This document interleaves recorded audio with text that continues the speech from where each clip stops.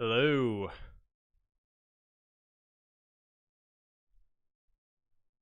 Hey guys.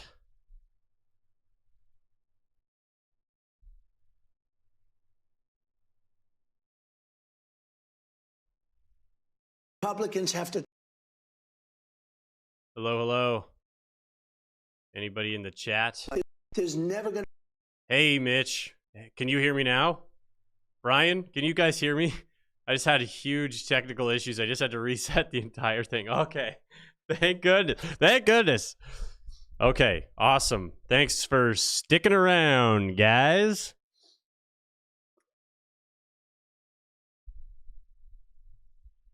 Yeah, exactly, Mike. You think with all the foreign entrepreneurs, I could get some tech support around here?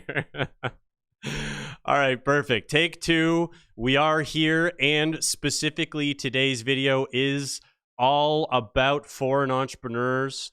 So this is going to be a fun one, and it's going to be so basically what I'm going to be doing is we're going to be structuring this entire thing because right now, and you guys can comment in the chat if you've seen it. Have you guys seen a lot of the discussion that's going on right now around the H-1B visas specifically, which is the temporary foreign workers, what that's doing to the economy, what it's doing to jobs, what this means moving forward? Yes, SG. Can hear you now. That's perfect. Same initials as me. So yes, in the US and in Canada. So the reason why we're covering the H-1B specifically today is because the difference between H-1B and what we have in Canada, which we call the LMIA, which is a labor market impact assessment, and then also we have the International Mobility Program. And the H-1B and the IMP and the LMIA are essentially the exact same program. So not quite. There's obviously going to be some levels of differences, some levels of variation, but for the most part, especially when it comes to an impact perspective, what it means for the economy, what it means for just average everyday Canadians and Americans. And so I spent all day sort of coordinating this stream. There's a lot of pieces of information that I'm going to cover. I wasn't able to go and fit this into my regular style. So this isn't like last time. I guess I'm just not a tech guy because the last stream I did a couple days ago was because I lost the video that I was recording. This one is just, there's so much information all the way from what we're seeing with the H-1Bs, the temporary foreign workers, the LMIAs, but then also with the international student program, how this all connects. And then we're going to get into some of already the misinformation that we're seeing out there. And this is going to be, yes, H-1B is supposed to be a small program. So it's supposed to be in Canada, the LMIA, temporary foreign worker program, is supposed to be a small program. The parallels are insane. And that's why I wanted to make this video. It's a strong video for helping get this message out there, because what we're seeing, we're watching it in real time. We just had this happen in Canada over the last 5 years. And now we're seeing even the exact same messaging, the exact same talking points. Everything that's coming out in the US right now about the H-1B is what's happening, what has just been happening over the last 5 years in Canada. Specifically, we're now seeing the talking points, become sort of front of the line. Well, actually, if you're not an Indian American, and they do mean like Indigenous, Aboriginal, however you want to express that, then technically every American's a foreigner, when it's like, that is just intellectually not true. It logically is impossible. So they're already pushing that messaging. And then we're seeing, which we saw in Canada, the foreign entrepreneurs somehow with the louder voices going, hey, we're actually the ones who built America. We're actually the ones who built Canada. Without us, and it's starting to develop into a level of disdain that we really don't want to see. And yes, exactly. So basically, we got to start from the top. And this is what made it trend. So the reason H-1B specifically is trending in the US and why it's so comparative to Canada is Trump had just said they were looking at even fully shutting down the H-1B program. We did coverage of it on the channel. So not only were they looking at shutting it down, then they said, okay, well, what we'll do is we'll do it. You need $100,000 to apply for that visa. And they wanted to just make it more competitive, and only companies that could afford the 100,000 would be the ones who brought it forward. And there was talk similar to that in Canada again. So we're just going to start from the front, like the beginning of the story, and just kind of show how we got here. We're going to go over yes, exactly. You end up with villagers. You don't end up with the top end talent. You don't end up with the #1 best people who are going to be actually helping everything. So yes, anyways, let's start from the top here.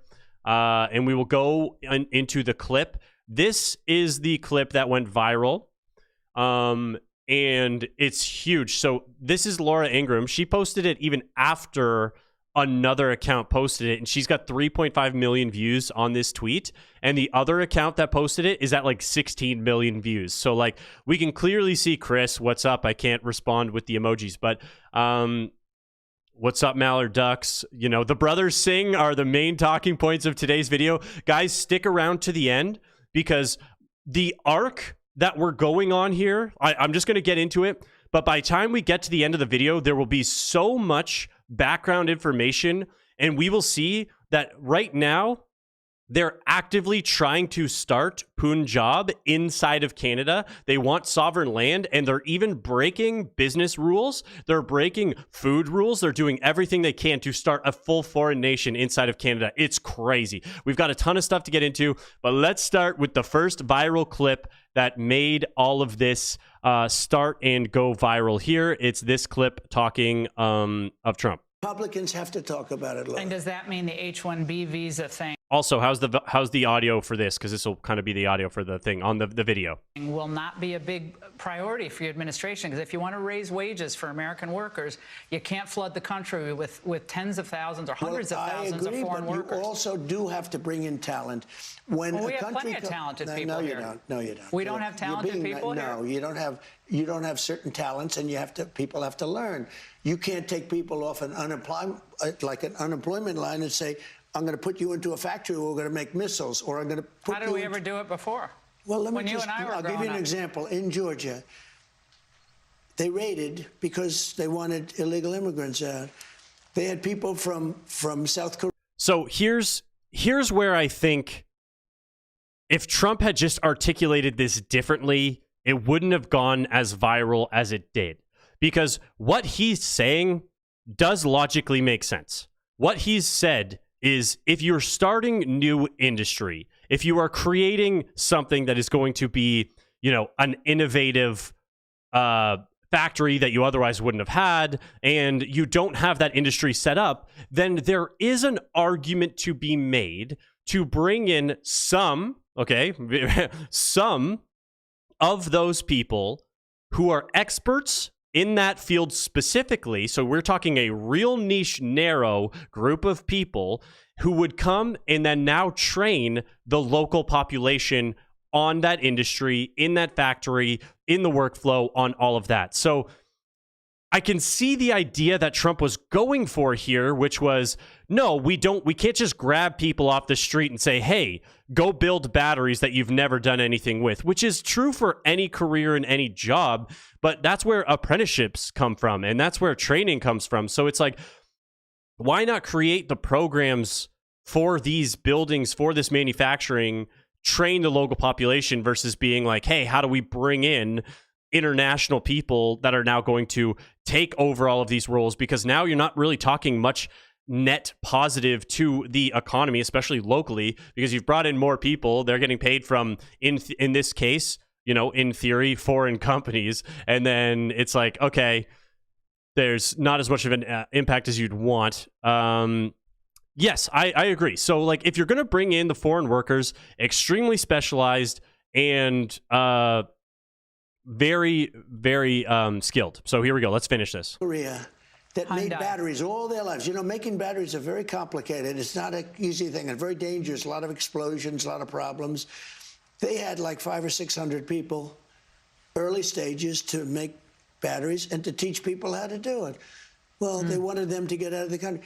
You're going to need that, Laura. I mean, I know you and I disagree on this. You can't just say a country's coming in, going to invest $10 billion to build a plant, and going to take people off an unemployment line who haven't worked in 5 years, and they're going to start making missiles. It doesn't work that way.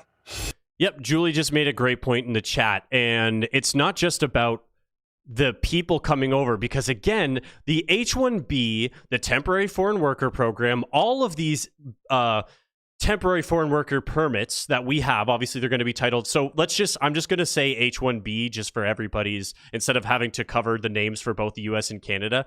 The idea for both of these types of visas is they will be here for a limited amount of time, and they're coming over to train, help, and develop, and then again, temporarily limited amount of time. Once the system is set up and they're no longer required, you don't continue to be like, hey, why don't we bring over more of them who are bringing over their dependents, who are also bringing, and then, you know, able to naturalize themselves, and then those people are able to sponsor the grandparents, and then those people are able to do this, because the intention is not about how do we get as many people over here as possible. The intention is, hey, we have a specialized industry. We need specialized people to teach the local population, and then they move on. So I think if he had articulated the idea a little better there, it wouldn't have gone as viral. But then the problem is they kept doubling down on this idea. And this is what we're going to get into.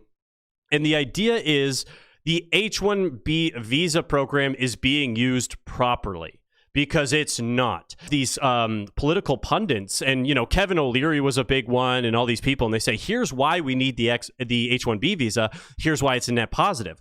Well, that's if it's used perfectly and it's not being scammed, defrauded. You know, they aren't using fake documents, which we will be getting into, because the minute that the program loses integrity, you now have a program that is a problem. And what's happened is the program has lost all of its integrity, because even if 10% of the H-1B people are currently absolutely necessary to come to the US and Canada, that's still only 10%, which means you're now accepting a level of collateral damage to the local population of scam and fraud so that you can get that 10%. And in my opinion, accepting collateral damage to a local population at the expense of, you know, foreigners coming in is never, there's no acceptable level. Like, one is too many. So that's where, yeah, they started to really innovate. Mitch, they really innovated the Uber industry in Canada. We would never have survived without them. So I think that because this same clip came out of that interview where he was defending the 600,000 Chinese students, and politically, I think we know across the board that a lot of people have a problem with the idea of bringing in 600,000 Chinese people, because once again, from a collateral damage standpoint, yes, let's even say 80% of the 600,000 are great students who are just here to study. They're going to support the colleges. They're going to leave, blah, blah, blah, which I have a problem with anyways, which we'll get into. But that would leave 20% of, you know, potential spies, potential criminals. Like, that's when you're talking 600,000 people, that's just too many people, especially when you have it's the other largest global power who's trying to compete for supremacy. Just geopolitically, it doesn't make sense. Yes, SG, thank you. Click the like button while you guys are watching this, and it'll show the stream to more people. Let's get into this clip here and hear some of the details of what he said, where I have the problems with it. But we got some awesome stuff. The fun stuff we're going to get into is a little bit later. This idea of hundreds of thousands of foreign students in the United States. We have about 350,000 Chinese. One point during COVID, you were going to, push to, get them out, but that was pulled back. You've said as many as 600,000 Chinese students could come to the United States. Why, sir, is that a pro-MAGA position when so many American kids want to go to school, and there are places not for them, and these universities are getting rich off Chinese money? Sure. Never said about China, but we do have a lot of people coming in from China. We always have, China and other countries. We also have a massive system of colleges and universities. And if we were to cut that in half, which perhaps makes some people happy, you would have half the colleges in the United States go out of business.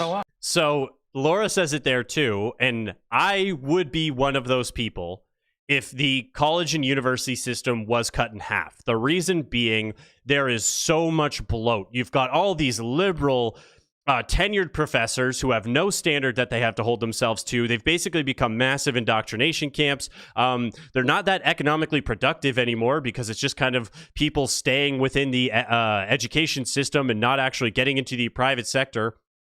And some of these universities, some of these colleges are sitting on some massive endowments. And you guys can correct me down below, but I do think that Harvard has an endowment of like $25 billion with a B, $25 billion.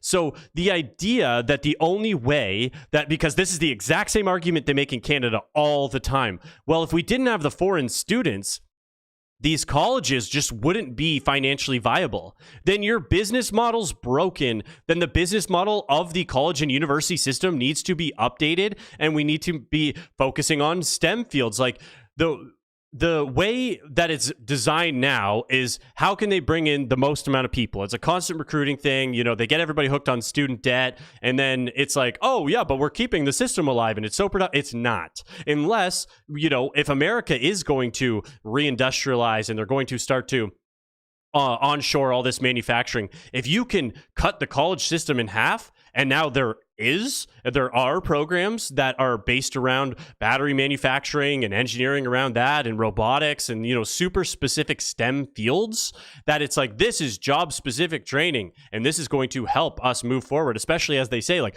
we don't have the staff, we don't have the trained people. Well, when somebody gets a college degree in underwater basket weaving, that's a 4 years wasted training and education that could be way more productive and used otherwise. Like, you look at all of the Starbucks baristas, not that there's anything wrong with being a barista directly, but the fact that almost all of them have university or college degrees and are working as baristas means they spent a lot of time and a lot of money to get education that was not economically productive to what they needed to learn. So here we go. We'll continue on with this.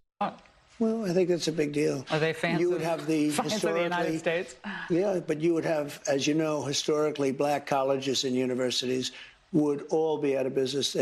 You would have a system of colleges and universities would so go we're down dependent the on tubes. China to keep our university not China, system but going? I think it's good to have. I actually think it's good to have outside countries. Look, I want to be able to get along with the world. They're not the French. They're the Chinese. They spy on us. They steal our intellectual property. What, do you think the French are better?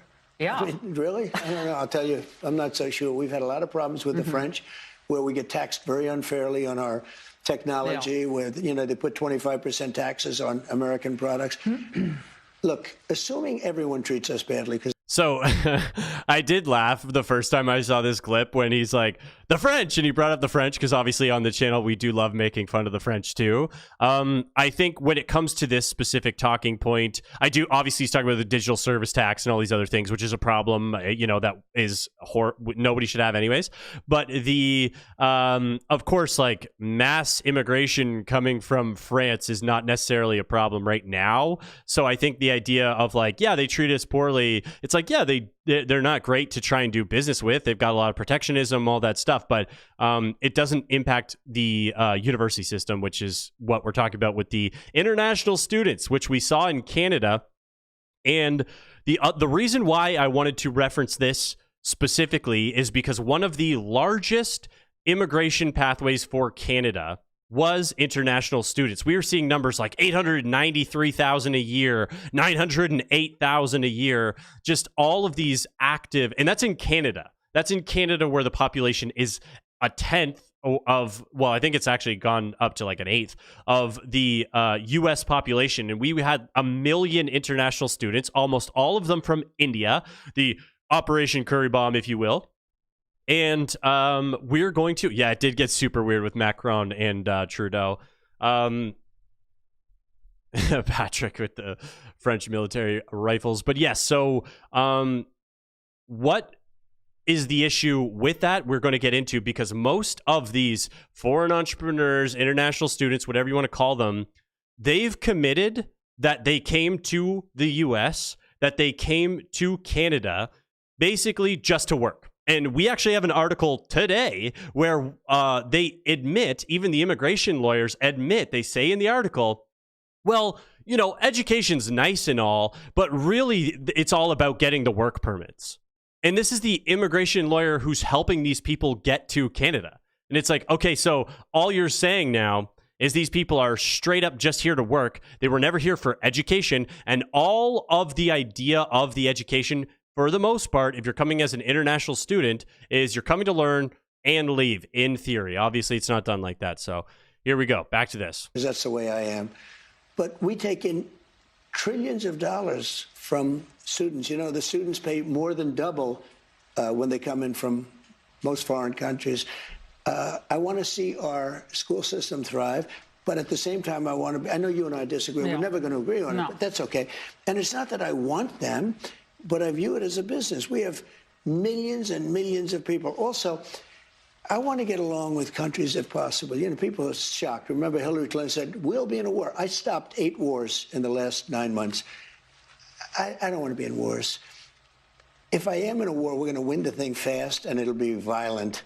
But you know what? I don't want to be in wars. But one thing, you don't want to cut half of the people, half of the students from all over the world that are coming into our country, destroy our entire university and college system.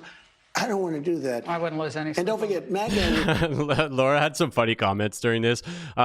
She's like, I wouldn't lose any sleep over it. And I also would not. It's because just once again, if you fundamentally, we've been basically realizing for the last 10 years, you know, with all of the Jordan Peterson stuff that started back in 2015 and all of that, which is the education system is broken. It's time for an overhaul. If the only way to keep it alive is through subsidizing it through foreign students, that does artificially keep prices higher, because now they're going, well, we're able to keep these prices at XYZ because we've got all these people coming in who are paying this. So, you know, that's why we know if you're not going to be here, the international students will fill your role, because at the end of the day, people are still piling in at the door. Like the borders, there's still people waiting who are trying to beg, borrow, and steal to get into the U.S. So I think until we can address the fact that the educational systems are just broken and they don't actually help,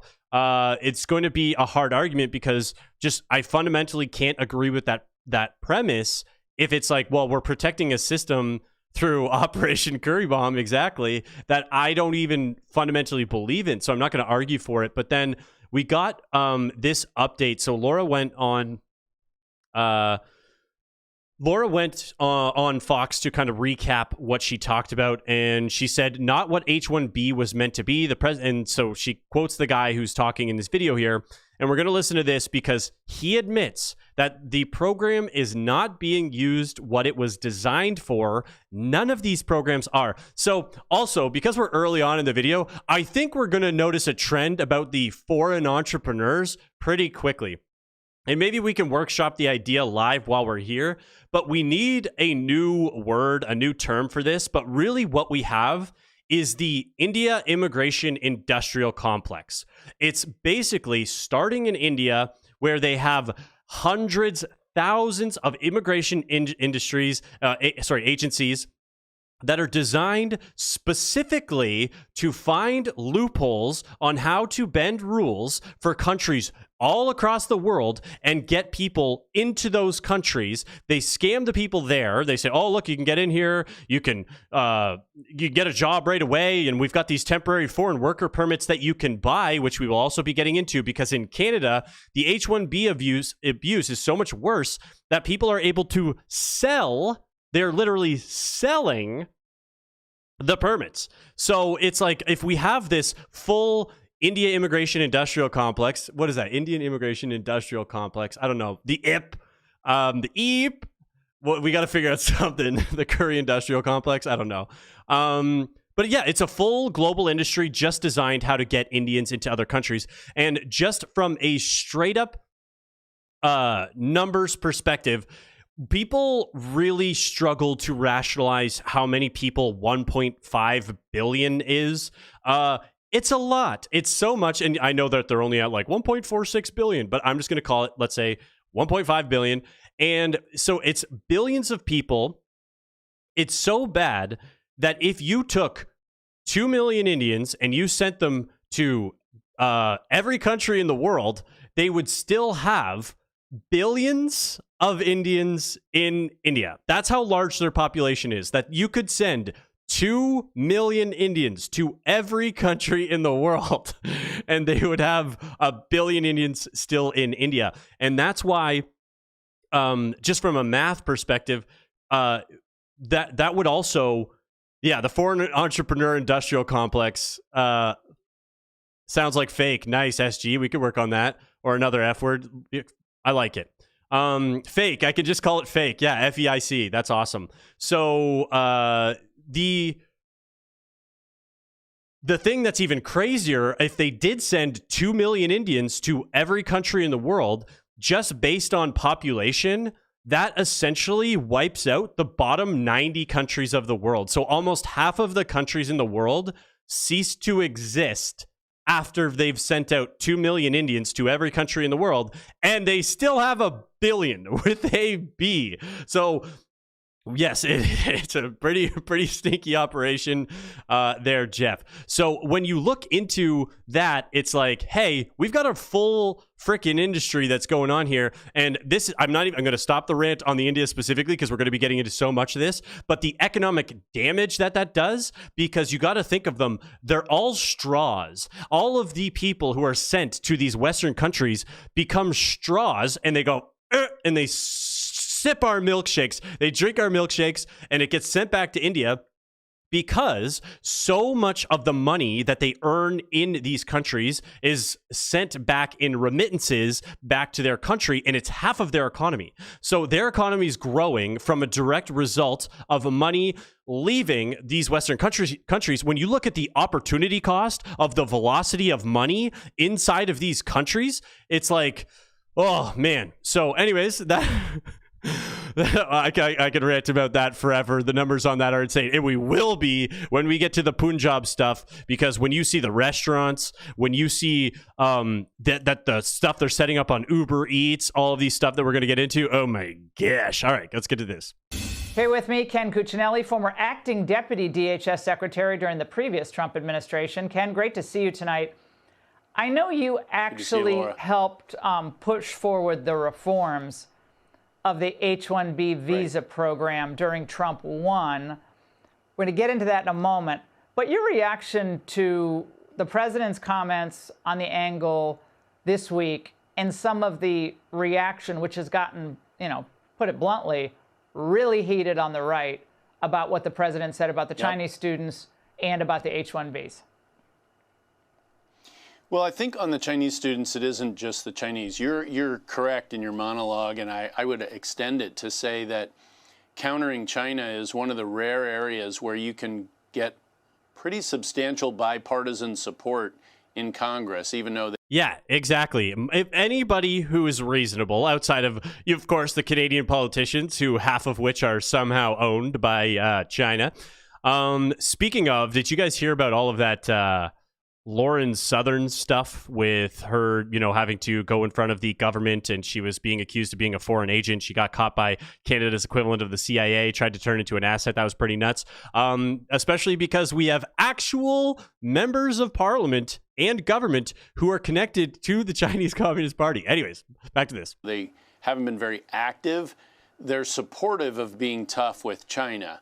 Very rare area of bipartisan agreement. The president, as you noted, has been more successful, not just with China, but around the world in both trade and diplomacy. My joke for his Nobel Peace Prize is, how many peace agreements does Donald Trump have to get the Nobel Peace Prize? One more than he actually gets, because they hate him more than they believe in peace.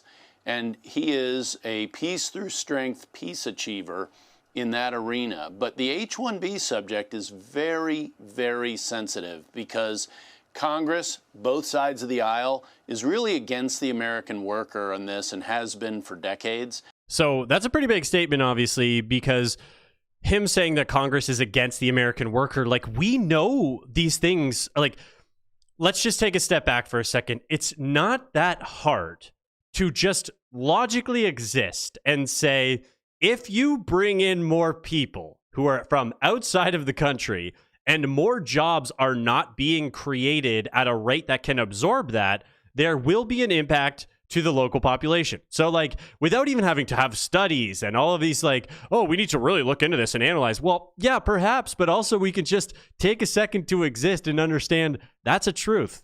They favor the big tech companies and the other big companies. You rattled off a few who have fired more Americans and hired more foreigners this past year. And I and every other American asks, well, then isn't that a failure of this system? I think the president's goal, zeroed in on by the Secretary of the Treasury that you quoted there, is a noble goal. To bring in super talented people from other parts of the world to prepare America to rebuild and carry forward. You use shipbuilding as an example.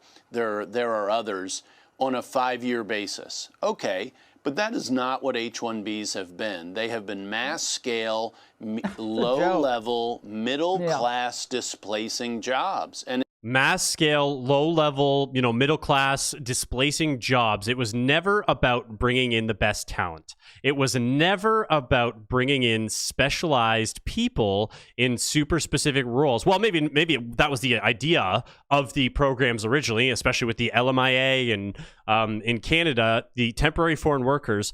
But as we've seen, every day there's another story that a Tim Hortons fired a bunch of local staff and they hired a bunch of temporary foreign workers, and then we will be getting into it because they post all these jobs and they say, oh, well, we're paying $36.80 an hour, but we can't find somebody to work at Tim Hortons. Oh, really? You can't find a Canadian to work at Tim Hortons for $36 an hour? That sounds unlikely. And then all the stories come out, oh, it turns out they weren't paying $36 an hour. Some of them were even getting less than minimum wage. And more and more of these stories come out. Again, guys, for me, my personal opinion with all of these programs is there's no acceptable amount of collateral damage to the local population for the benefits that we are receiving from this. And KLB in the chat, when I said, oh, we don't need studies, he said, Canada is a study. Very, very good point there. Because when you do that, and we'll be getting into it, all you're choosing to do is subvert wages. You're choosing to subvert any sort of meaningful training for a lot of these roles, especially for a lot of these young people, which again, we will get into, are supposed to get these entry-level jobs because they learn basic business fundamentals. They learn basic work habits. They learn all of these things that are integral to people's career. And whenever they do studies on people, again, whenever they do studies on people who are not able to get jobs as kids or in university, students, I should say, their careers are never as successful as the people who are able to work at a younger age. So not being able to work, not getting that experience, having to wait until you're 24 years old until getting your first job is just not a good trend to be on. And we can see that the H-1B is not being used properly, especially because of this clip here. Because one of the arguments, well, I mean, these software companies, like, so Kevin O'Leary, for one, is somebody who, in my personal opinion, needs to shut the hell up. So he's a Canadian, calls himself American all the time, which, I mean, is not, he's an American citizen, I believe, which is fine, but you can't be like, hey, I'm an American citizen, and you need to make sure that you change things that benefit me, even though I'm from another country. It's like, oh, well, I don't know.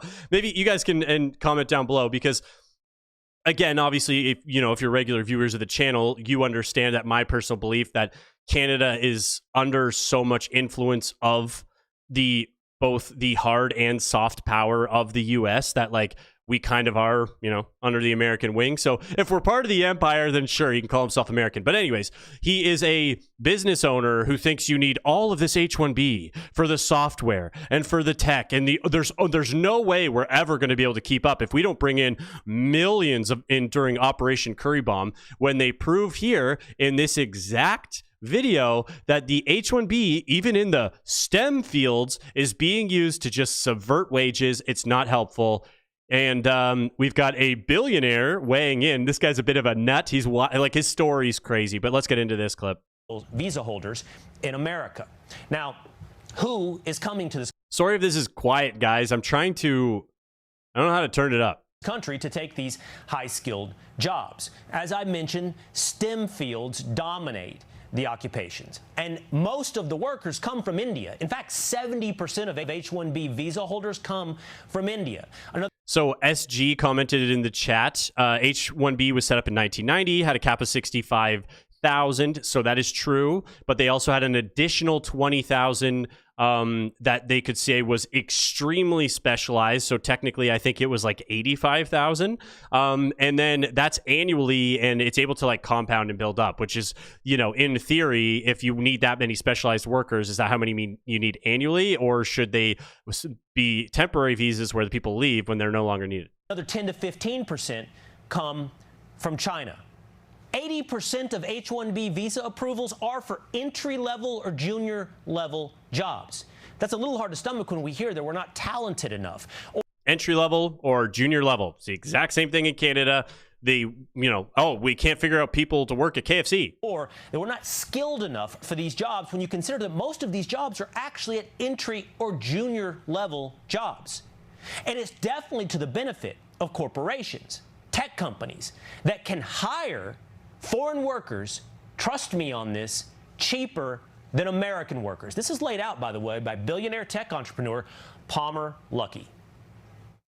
Okay, is his real name Palmer Luckey? That has to be like such an awesome American name, in my opinion. I think, like, you know, every time there's like an American written by like an Asian writer or something, or an Asian creator, they would write his name as like Palmer Luckey or like Joe Johnson. So much H-1B abuse. You would not believe what I saw when I was in Silicon Valley. It is insane. It's obviously a program to try and replace U.S. workers with basically slave labor that can't ever escape. The H-1B abuse is crazy.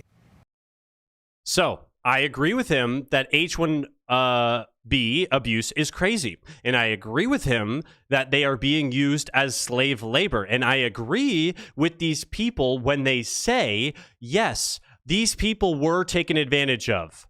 However, the treatment after the fact is where I think we start to disagree. Because what they often say is, these people were taken advantage of. That means they have the right to stay. Not in my opinion.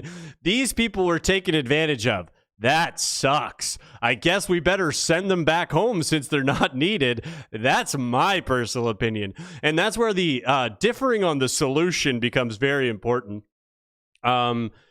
So, yes, I just don't see how there's any level, and SG made a great point, Harry Palms from Rob Cooper, that there's just no way outside of, seasonably adjusted or seasonal agricultural labor where you can make the argument for them to be here, but there's just no possible reason for them to be working at Tim Hortons, Dunkin' Donuts, wherever, a gas station, like some of the stuff we'll be getting into. It's 7-Eleven. And Steven Crowder put out this tweet here. Even though I'm not generally a huge Steven Crowder guy, it's not like he came up with some super specific ideas here, but he is right that the 600K potential spies, I mean, I don't think the number is probably that high, but I guess if you want to say in theory, all of them are potentially could have the potential to be spies. Inflated tuition, which I think is a problem. Decreased opportunities for American students, and training our primary geopolitical threat in fields most crucial to our national security. But the other thing that I think, when they talk about training the geopolitical threats, what they miss is you essentially end up with this like great dumbing of the local population, because if you are bringing in these other people to work these specialized jobs, what you've now done is removed educational resources from the local population and said, like, hey, you haven't learned that stuff, so like you can't just go do your own thing now. When like the average worker, like, why do people think apprenticeships exist? And that's why I personally think way more things should have apprenticeships and don't necessarily need to have a university degree. Accounting, maybe one of them. Like, I mean, you can self-study an apprentice under accounting. I don't think you need university degrees. Anytime I've talked to anybody who's in accounting, and it's like a math field, sure, so you have to have fundamentals in math. The fact is, you learn most of the specified like accounting rules on the job. So it's like that probably could be, that's just something off the top of my head. But something I found really, really interesting and almost kind of crazy, to be honest, was Charlie Kirk put this tweet out. This is from Charlie Kirk back in August 2025. And I just found it so interesting that this is what we're debating right now. And he called this out. Like, so the big thing about Charlie Kirk was he was fighting for young men. He was fighting for America. He was fighting for, like real Americans. And he saw the writing on the wall. And we talk a lot about the economic impacts of these things. The other thing that doesn't get mentioned enough, and I think part of it is because, people get angry when you talk about the social compact, like social cohesion of H-1B views. H-1B, yeah, it's 730,000 people in the U.S. right now. But there's also millions more through other different immigration pathways, legal, illegal, different things that compound over time. And it's the same thing in Canada, where you go, okay, if the social cohesion continues to break down and we have all of these immigration pathways, now when you see the temporary foreign workers and the abuse that's happening, it's an easy one to recognize that could be fixed. It could be solved early. But he says the social compact is breaking down. We need urgency to restore it. Mass deportations. I think this is the interesting thing across the Western world. A lot of people are waking up to how important this probably is going to be moving forward. He specifically called out the H-1B scam, dramatically reduce legal immigration, which I think is the most important part, especially because most of, we got a perfect video explaining legal immigration is actually a bigger risk than most of the things we talk about, because if it's done legally, but they committed fraud to do it, then that's illegal. So yeah, it was done legally, but like, they married their sister or they lied about their documents, which we're seeing under the foreign entrepreneur industrial complex. Most of these packages starting in India come with fake university documents, come with fake health documents, come with fake bank account statements. So they came over legally with full fraudulent documents. It's like, well, that should probably be cracked down on too. Borough State Blues, great job with the house purchase. You crushed it. And this is the graph that he posted there, that the estimated percent of 30-year-olds who are both married and homeowners. And this graph is from 1950 to 2025. And as we can see, that started to trend down pretty aggressively in 1990, which also coincides with the H-1B scam. But obviously, that's not the only immigration pathway. So I just, how crazy is it, do you guys think, that like Charlie Kirk called out these direct, and he specifically says, crush the college cartel. And that was another thing that I found so interesting, because the two viral trending points that we're talking about in this last 24 hours was the H-1B scam and crushing the college cartel, all these things. So shout out to Charlie Kirk. It seems like he was ahead of his time. And, rest in peace. So he was talking about this when he was talking about social cohesion and the social contract. And this is where you got a real chicken and egg scenario, and why it's so important to get this messaging out there. And we actually just saw an example recently of why, I do these videos, other people do these videos, and why it's so important that you guys are involved with this and getting the engagement. Because if any, there's a few names here. You guys were here for my stream when I was talking about how the Canadian government was talking about training and arming the public employees, saying like, that's how we're going to build up the army in Canada. We're going to get, 58-year-old Susan who's working at the DMV at the service center, and she's going to be trained as a soldier. That's us building up our army.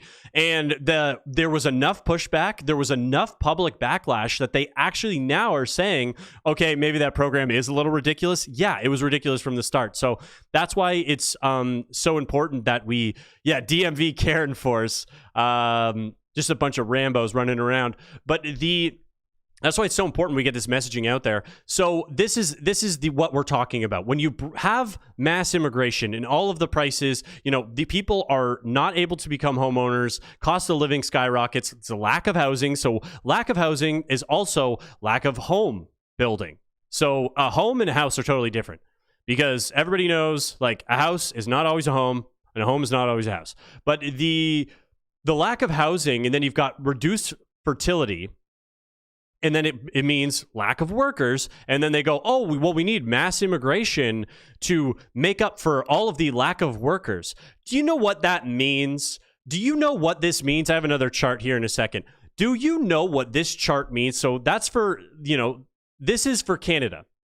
What we have here is we have when Trudeau became prime minister, and the purple and the orange numbers there are net migration, net temporary residents, and then the blue number is the natural growth rate. So you can see the growth rate over time trending down and particularly where we see this massive spike of net migration and net temporary residents start to grow. So these numbers are inverse from each other. Basically, as you make the country more foreign, less safe, more scary, break down social cohesion, you create less jobs, you create a housing crisis, you're going to have less kids. Now, what are you choosing to do? Is you are having offshoring of births. So what you've done is you've created, again, an industry to offshore births. That doesn't make any sense. Yeah, maybe we can offshore the critical mineral manufacturing, but we can't offshore births. That's an insane thing to build our economy around and try and think like, yeah, that's okay. Like, no, this is a priority. This is something that needs to be focused on. And this is well within like the MAGA, Trump base. 55% of Trump voters say we're taking in too many immigrants, and only 6% say it's too little. And I think that's worth remembering, that you guys are not alone. And in Canada, it's the same thing. You're not alone to think that we are taking in too many immigrants when it's breaking down the social cohesion like this. And this was breaking from earlier today. The unemployment rate for 20 to 24-year-olds in the U.S. is 9.2%, the highest level since 2016. That's a big deal. And in Canada, it's even higher, if you can believe it. I think in Canada, it's like, 14.8%? Also, Chris earlier corrected me on the Harvard endowment. He said the Harvard endowment is $57 billion, not $25 billion. So the university industrial complex has even more money than I originally thought, which is pretty insane. Yes, and that's the other thing is, like, when they come into these industries, industries where younger people would work, or for example, like welding or truck driver, like Sylvester just said. When I grew up, when I was in high school, a truck driving job was actually considered a desirable job. There was people in my high school whose actual goal was to become a truck driver, either to start their own company or just because they liked the career option, because their parents were, what it was. But when you bring in all of the temporary foreign workers, all of the international students, and they get into these roles and they work for scam companies who then subvert the wages, make the roads less safe. I'm actually working on a video right now that's specifically about the trucking. And let me tell you this, the trucking is not looking so good. And what they do is you subvert and you destroy a full industry where they won't even hire the local population because they're like, well, I can't work for those wages. And then they go, okay, well, no problem, because the brothers Singh are lined up right behind you to work for those wages. And then you destroy a full industry where now it becomes undesirable because you see how bad it is to now go work for a trucking company because you get treated like crap. And, your coworkers aren't exactly the most fun to be around. But here I know we have JD Vance, and I will say JD Vance did marry a foreign entrepreneur, so he might not like my guy. And he says the part that we're talking about right here. This is from today. This is literally from like an hour ago or a couple hours ago that he just said this after the H-1B stuff's been trending, all of this stuff. He just said this, and it's like, this is what we're talking about, man. I know that there are a lot of people out there, Sean, who are saying things are expensive. And we have to remember they're expensive because we inherited this terrible inflation crisis from the Biden administration. But you've already seen signs that things are getting better. The price of eggs has gone way down. The price of energy has gone way down. The price of gasoline has gone way down. And as we know, when the price of energy goes down, that starts to filter out into the entire economy, but that also takes a little bit of time. There's another component of this, Sean, which to me is maybe the most important because I care so much about. That's another thing that I think with reframing some of our expectations on when these things will change around the tariffs is also important, because a lot of these announcements, the factories are kind of just starting now, or they haven't actually started construction. So that's why I'm really bullish on the U.S. for 2027, 2028 when these factories come online, especially if like Appalachia. Anyways, I say Appalachia, or I've heard it different in videos, but like, all of the Rust Belt, all of these areas where traditionally were manufacturing hubs and very productive, once those are rebuilt, it's like, it could be insane. About our young people being able to afford a good life. A lot of young people are saying housing is way too expensive. Why is that? Because we flooded the country with 30 million illegal immigrants who were taking houses that ought by right go to American citizens. And at the same time, we weren't building enough new houses to begin with, even for the population that we had. So what we're doing is trying to make it easier to build houses, trying to make it easier to build factories and things like that so that people have good jobs. So what he just said is true. And with all of these problems, it's obviously multifaceted. Yes, building more houses is obviously better. It's going to help. But when you bring in millions of people, you can't keep up the production versus that. So it's supply and demand. Both sides are getting stressed.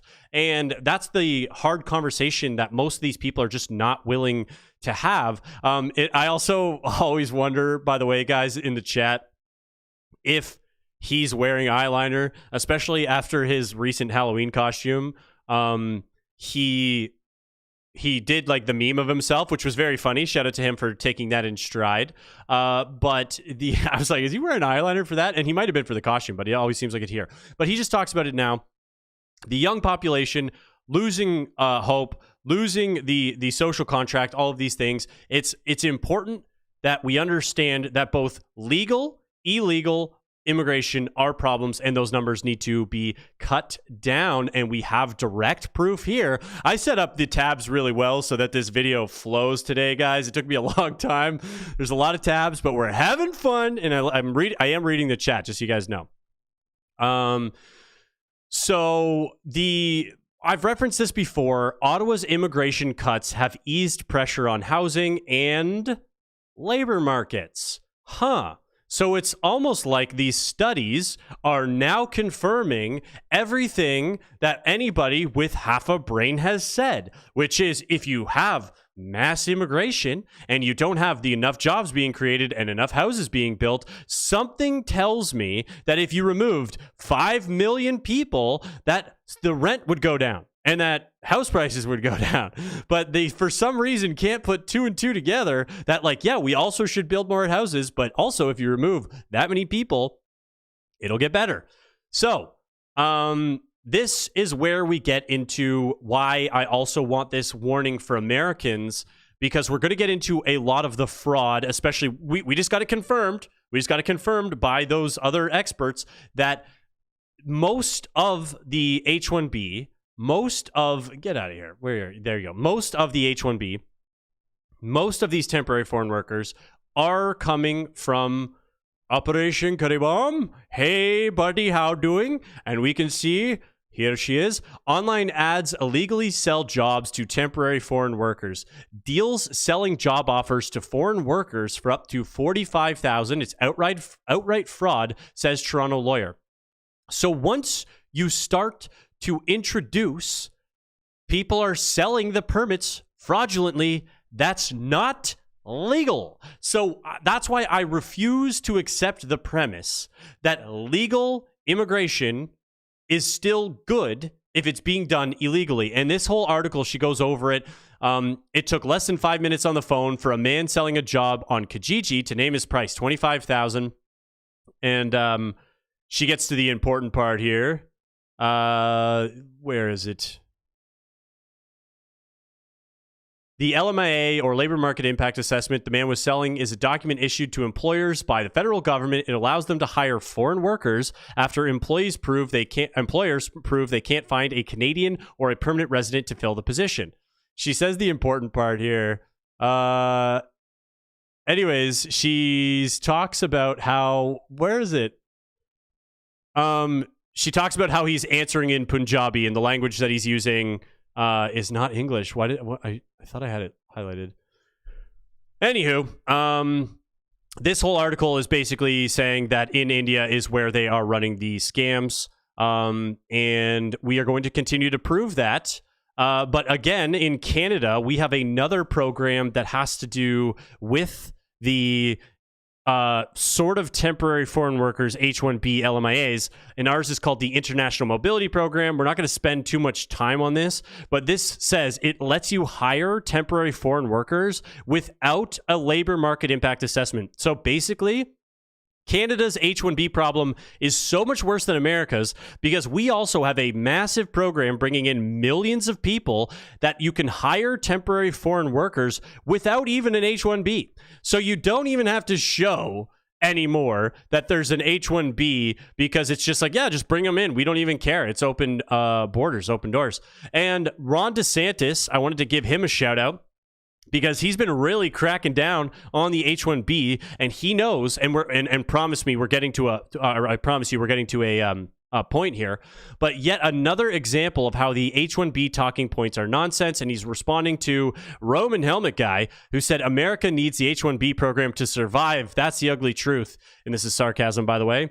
Think you're going to teach an American how to work a cash register? We simply do not have the cognitive capacity. Every time I enter a 7-Eleven, my primitive American brain can barely comprehend what I'm seeing. And the reason he's being sarcastic is because these are H-1B visas that are being applied for and used for 7-Eleven cashiers at base salaries of $24,000. Something tells me there were local Americans willing to work at a 7-Eleven. But as we know, and people have commented in the chat, these communities become very tribal. They hire their own. They don't even like hiring local because it's like, well, then we have to follow the rules, and there's so much for us to have to pay attention to. And we do need a complete immigration reform. I can see that in the chat there. But this is why when we get to the messaging and why I wanted to show Ron DeSantis and Roman Helmet Guy, when Ron DeSantis said the talking points around H-1B are nonsense, and Roman Helmet Guy obviously using sarcasm here to disprove a lot of these comments, because we're already seeing these new points being used. And Bill Mitchell says our entire population, other than American Indians, are foreigners. That's just not true. It's a rewriting of history, and they did it in Canada. And the reason they did it in Canada is because they wanted to completely destroy the national identity of what it means to be Canadian.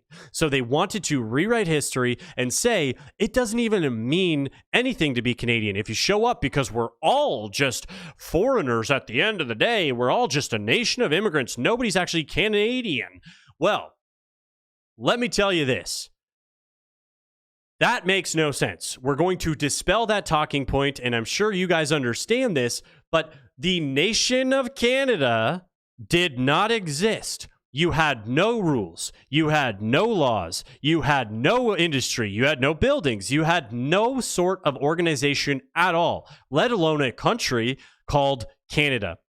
So Canada was created by European settlers who came over to a barren land that was full of barbarians who would have killed you if they saw you. And they took that, they traveled over oceans, they came and they built one of the best countries, and it's the same history with the US. And the US had a brutal long time battle and war with the settling of the West and all of that stuff against the American Indians. And I'm not saying like brutal as in they were the brutal ones. I'm saying it was the barbarians who were probably the brutal ones. When you look into the history, it was amazing because all these Europeans came over, and it didn't even cross the European brain that it was possible to, like, you know, during a war or a raid, like women and children were just off limits. Turns out the indigenous population did not feel the same way about the women and children being off limits. And they even saw it as a good sign. And if they were able to collect the scalps of the women and children, because they said, oh, that means you defeated all of the men. So you guys did such a good job. You were able to get to them. And I'm like, oh, okay, that's bad. That's not good. But the reason why we're nipping all of this nonsense in the bud is because we've got Ben Shapiro making statements like this, that Americans, that Canadians don't have the right to their hometowns because we need to be subjected to the collateral damage of people coming into these countries. And I just vehemently disagree with this premise. If you're a young person and you can't afford to live here, then maybe you should not live here. I mean, that is a real thing. Yeah, I know that we've now grown up in a society that says that you deserve to live where you grew up. But the reality is that the history of America is almost literally the opposite of that. The history of America is you go to a place where there is opportunity. Yeah, that was when the America was the new frontier, and it was being settled, and cities were being built, and communities by very specific groups, mind you. And then they were able to spread out and settle, and then create, one of the best nations in the world through doing that. But then once they built a community, once they bought the land, once they had their homestead, once the towns were set up, then they would generally spend more time building up that town. And of course, if we're talking, hundreds of years ago, if there wasn't work, then the sons, Andy, then the sons would go out to find opportunity. Sure, like it's not like people didn't do that, but to say that that's like fundamental, that you have to leave your hometown to, that's American, it's just like that's just not the case. And if the opportunities are limited here and they're not changing, then you really should try to think about other places where you have better opportunities. Yeah. Again, I'm just a big believer in supporting local, keeping a community. Like, obviously, I talk about it often. I think people should have kids. I think you should get married. I think your family is very important and all of the community you have around you. And I hate that we live in, both in the US and in Canada, both countries have become the Tower of Babel, where you don't understand even the people around you. And I do think like your nervous system and like your subconscious mind is always on alert if you're surrounded by people who don't speak the same language as you, because you're going like, whoa, that's not my community, that's not my people. Like, what are they saying? Are they saying bad things about me? Am I about to be attacked? Like, I think that is a big deal. But moving on to some of the foreign entrepreneurs themselves, and why I do think it's very important to have some fundamentals and some principles that we can stand behind. And one of them is, I don't think, foreign entrepreneurs should come in and start rewriting America, especially by speaking down on America, saying how dumb Americans are. But luckily, Vivek Ramaswamy and Dinesh D'Souza both have showed us that they believe Americans are very dumb and that Americans can't save themselves from themselves. And the only way to rebuild America is if you let Vivek bring in more of his buddies and Dinesh do that too. So Dinesh here says, how ironic it will be if a brown American like Vivek actually helps to fix the education system and raise the prospects of white kids, while at the professional while all the professional whiteys on X continue to idle boasting about how they too could get us to the moon, just like some white dudes did in 1969. So basically what he's saying is, luckily these guys are able to save us from ourselves, which is always a good thing. But Dinesh has been doubling down on this. Like, guys, my personal opinion, my personal opinion. I'm not going to tell you guys how to think. I like that we share ideas here, and I like that there's discussion, and I don't shut anybody down unless you're cheering on the foreign entrepreneurs, and then you're blocked. But yeah, I'm just kidding, of course. But here he is again. Many people, our education system sucks, and it's all indoctrination, no real learning standards. Learning standards have plummeted. Yeah, okay, well, I think we can agree on that. But what's his solution? Trump is saying, seriously, our graduates are not the best in the world, and we can't do any job you can think of. So his solution to this, where people are saying the education system needs an overhaul, and that there's a problem that Trump had said that the graduates don't have the skills to get these jobs that we're bringing in the H-1Bs for, is to say, look, no, the system actually is bad, and you don't have that because you can't have it both ways. Well, what we're just saying is, okay, if that is the case, well, then let's reform the education system, not bring in your boys, Dinesh. Like, the idea isn't, oh, these two ideas conflict, so, hey, buddy, how doing? We need 1 million. It's like, that's just not, like, his idea is, oh, you guys have a logical inconsistency. That means Operation Curry Bomb on limited Indians. And again, just to show how bad, like, these people, like, it's important to understand people like Dinesh does not respect Americans. He does not respect the local population of Americans, because these people have like a supremacy complex that they've been come in to be saviors because it's just so much better. So from MAGA sources, I learned that our students have zero attention span, can't do simple math, possess no critical reasoning skills, have serious behavioral issues, and are 3 to 4 years behind in cognitive development. Are these the best in the world whiz kids who can ace any job? Once again, saying the American education system is broken. That means we need unlimited Indians. So stop justifying that point at the expense of the local population. And this is what I'm saying when you have the great dumbing of local populations, when all of the focus is distracted with international students and students who don't have like,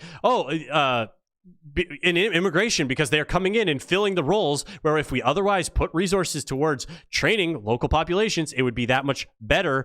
And again, just doubling down on how low of an opinion these people have of American talent. And granted, just for a bit of context, I don't want him taken fully out of context, but I just see this statement all the time from these foreign entrepreneurs. So they say, oh, you're all addicted to drugs and you're all homeless, and this is how bad America is. And he said, this is the American talent. And he said this in response to, people saying pictured is the H-1B talent. And then, of course, you guys probably saw this festival, pretty gross. And yes, my 2 cents, I do agree. The education system is broken. They spend all the time on the rainbow issues, and then you distract you and the students suffer. But the point is, they have such low expectations and low opinions that they think they're literally building the economy by being here. Like, their presence is fixing this, as if they go, oh, look, well, America has homeless Americans. Yeah. Do you think India has homeless Indians? 400 million Indians don't even have electricity. More Indians in India don't have electricity than the entire population of the United States. So this, low expectations that they have, where they're coming in to really just save America. It's like, hey, maybe go save back home, boys. And just once again, an example of the inability to trust the foreign interests when they come into government is what we're seeing now in Canada. Is MP Amandeep Sodhi, very Canadian name, is sponsoring a petition to grant permanent residency to foreign students and migrant labor here on temporary permits. So these people were sold the dream that you were never going to be temporary. They were always told that these people would be getting PR, they'd be getting jobs, and this is all part of the foreign entrepreneur industrial complex. Yeah, Andy, not as many as you would think.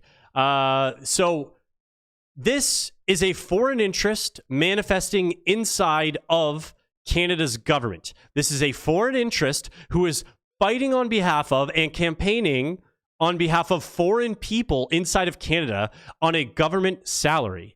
To me, this is insane. I think it's literally insane because she is obviously not representing Canadians if she's on this petition to bring in foreign students. And again, it's because they have major in-group preference and only fight for their own communities.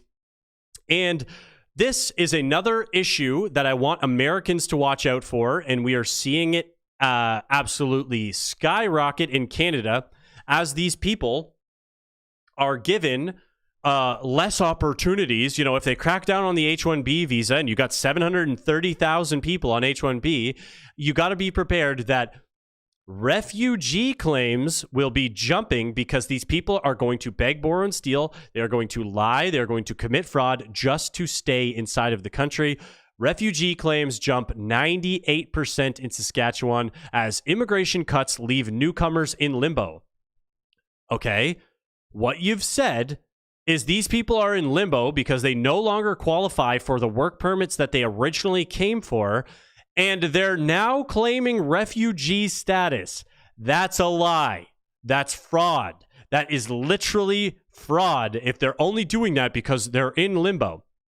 And in this article, we're supposed to feel bad about these stories and, you know, oh, well, what's going to happen to these people who came over and they were supposed to have all of this super access to jobs and our health care, and they were basically promised they were going to be Canadian, which they're not.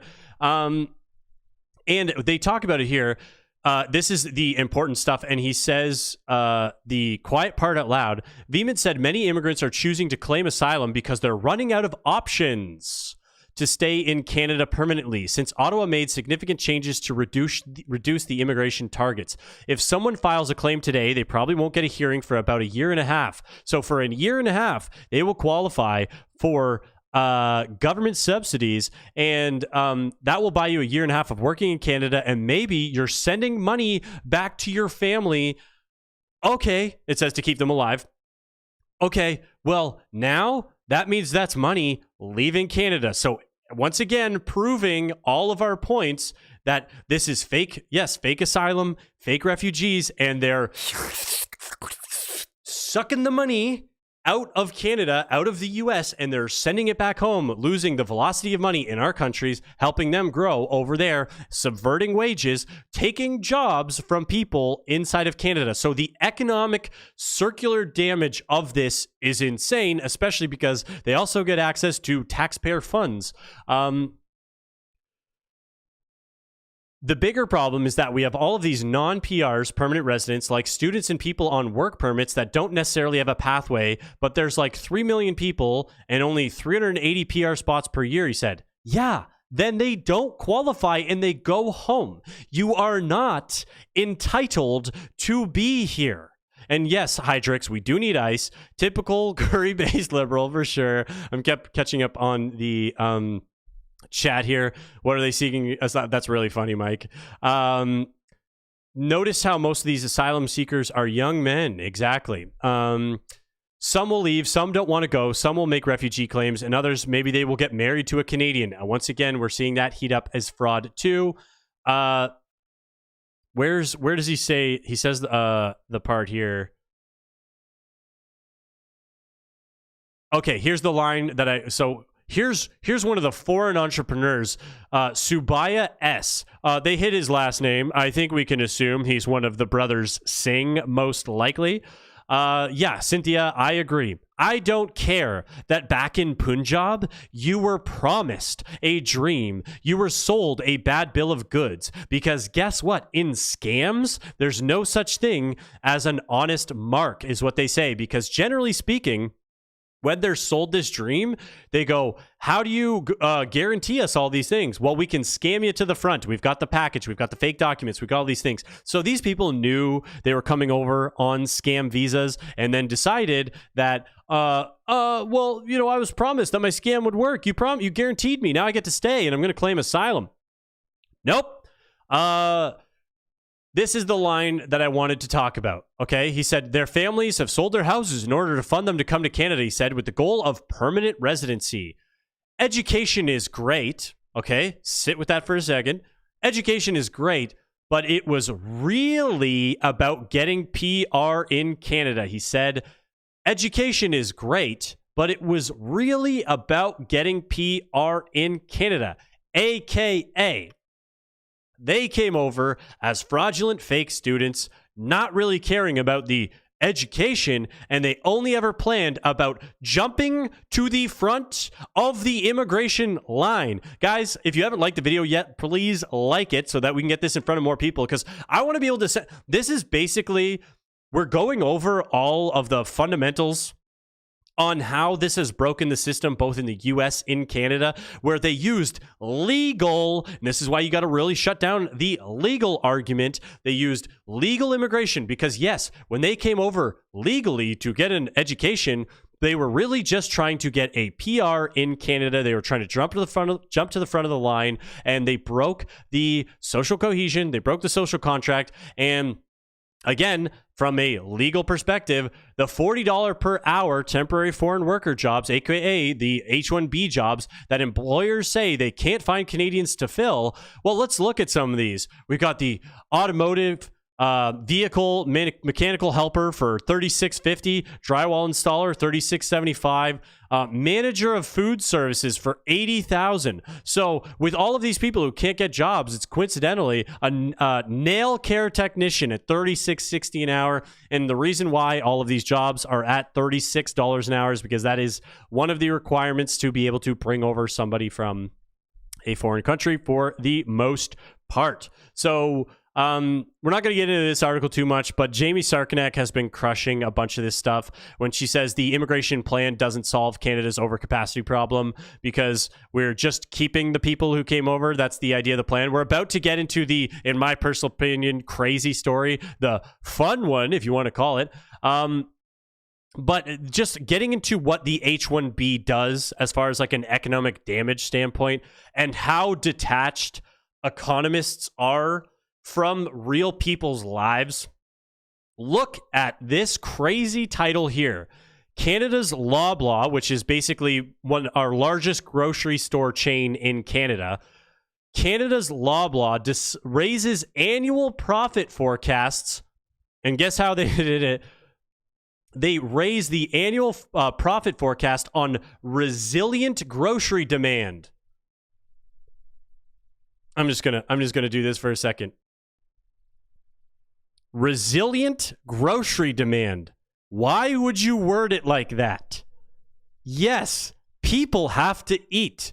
What a surprise. Of course, they can adjust their profits as the population continues to go up and there's resilient grocery demand.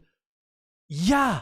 What do you mean? People have to eat. That's like such a detached way to look at why their profits are growing. And before we freak out too much about the profit centers and them scamming and how they're able to basically increase their profits, we did know that their profit margins have not technically grown. It's just because the population has grown at such a rate that everyone eats.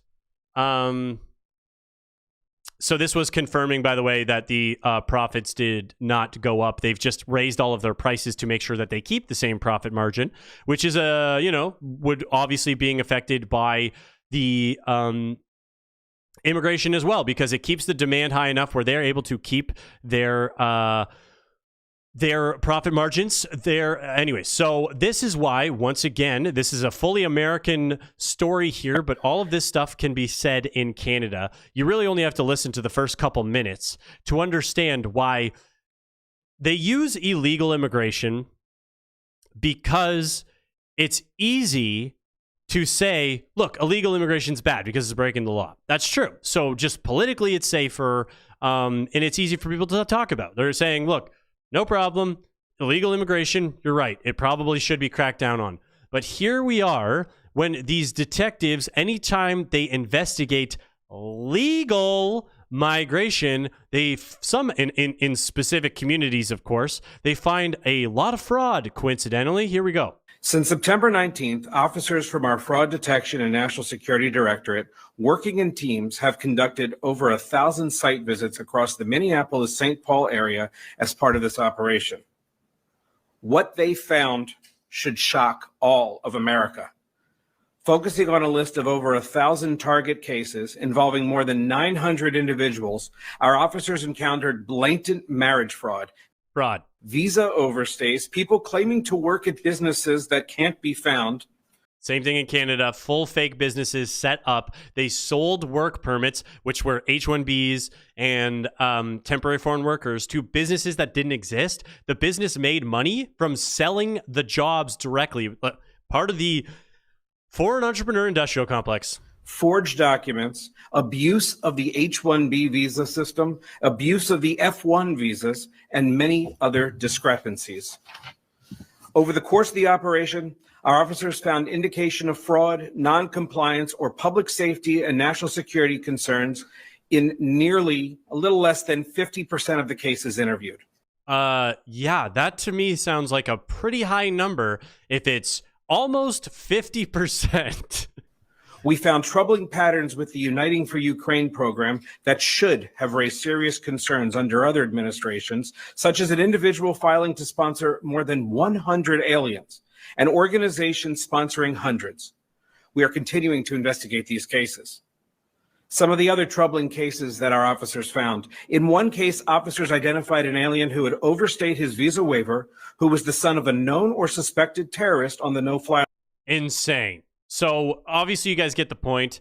This guy, they did these investigations, 50% found levels of fraud, and it's like how we end up with stories like this. And this sounded crazy, but because we can't turn away the foreign entrepreneurs because they're here to save us, Ontario man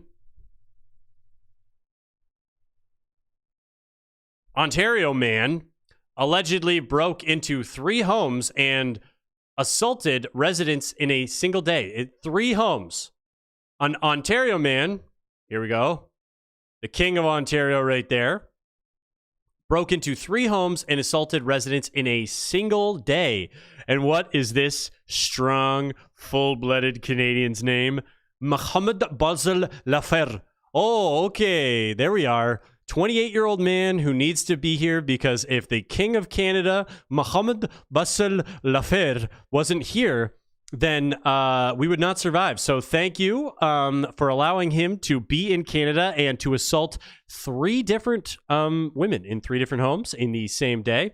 Actually, I'm going to get into this on another day. But here's where we get into the, let's say, the fun stuff. Here's where all of this has culminated, because this part of the story, we know the fraud's happening. If you're a regular viewer, you know the brothers Singh are constant problems in Canada and are constant problems in the US too. It's just way more aggressive in Canada.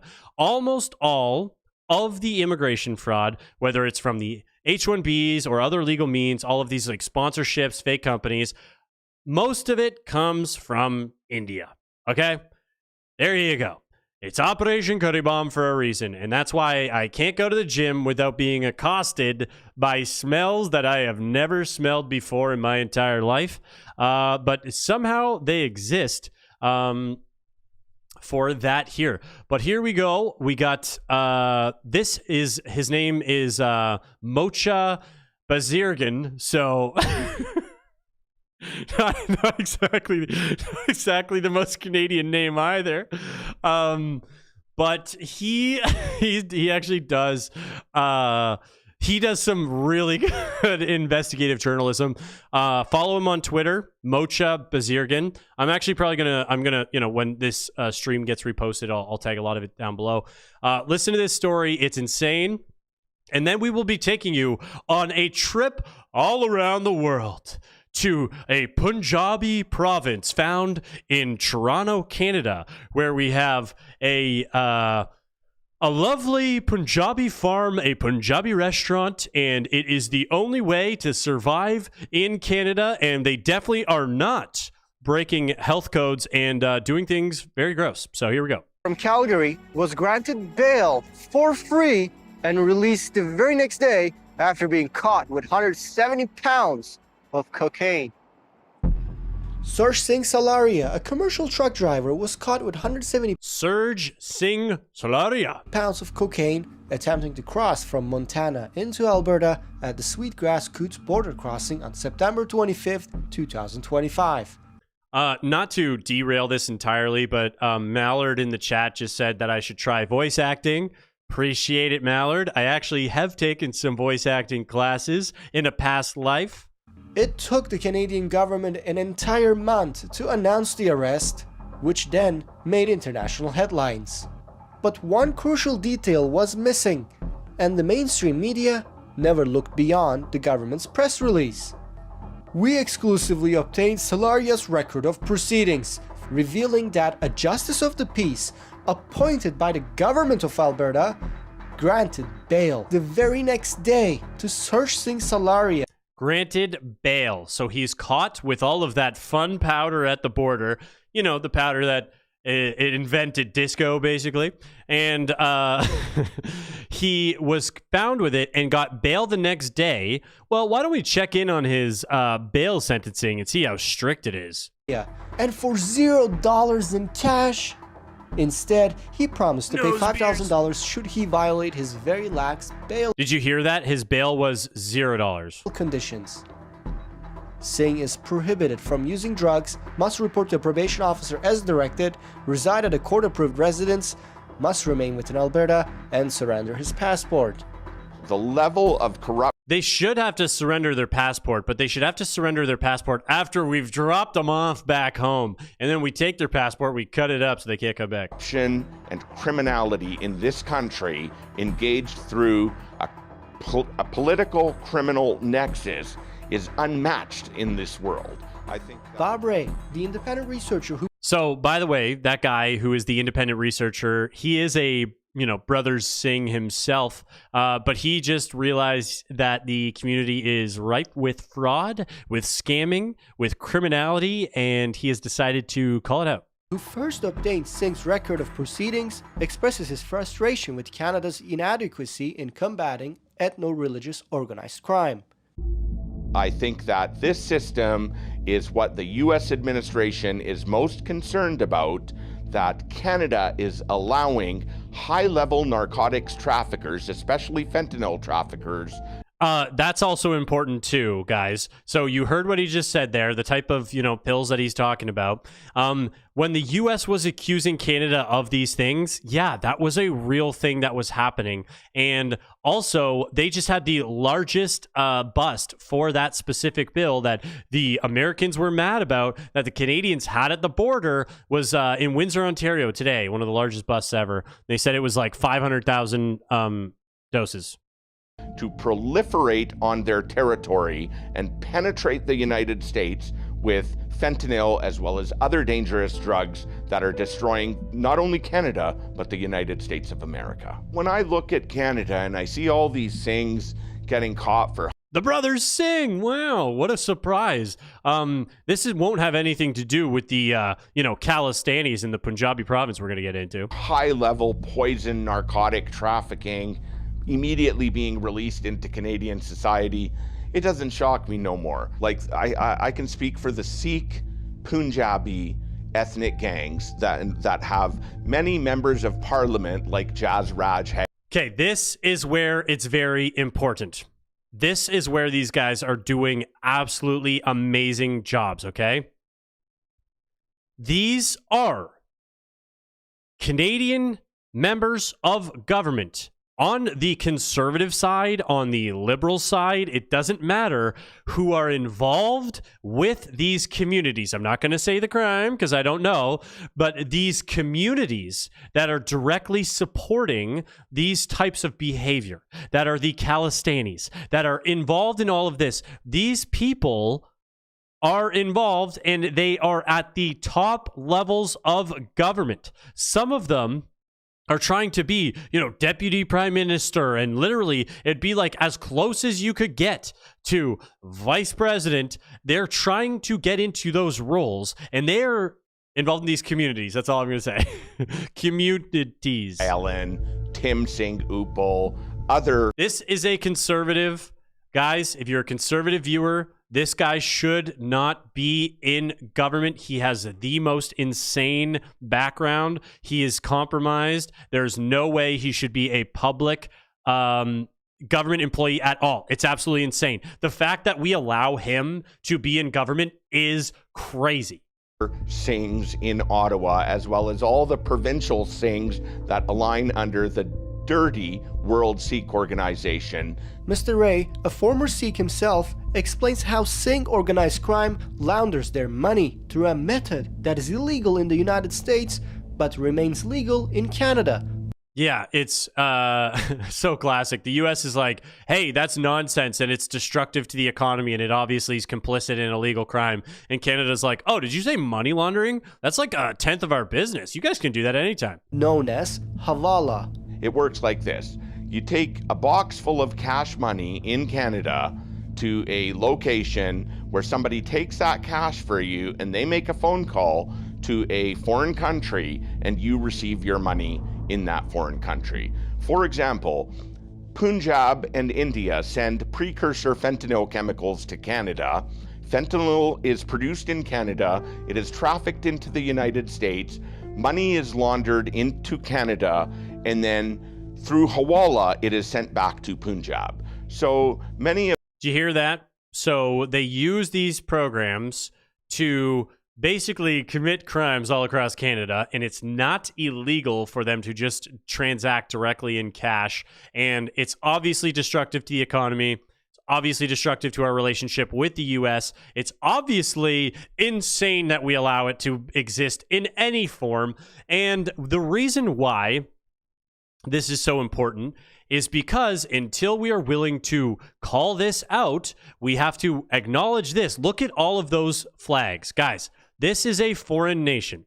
This foreign nation is called Khalistan. It originated in the Punjabi province. It's where the Sikhs call their holy land. They want it to be sovereign land in North America. There are Khalistanis. There's actually a lot of Khalistanis starting in Texas now too. Hey, Dar. And they're growing like crazy in the U.S. because as the foreign entrepreneur industrial complex started to make its way into the U.S., plus all of the illegal immigration, you guys have seen it with the truck drivers. Somebody else commented recently.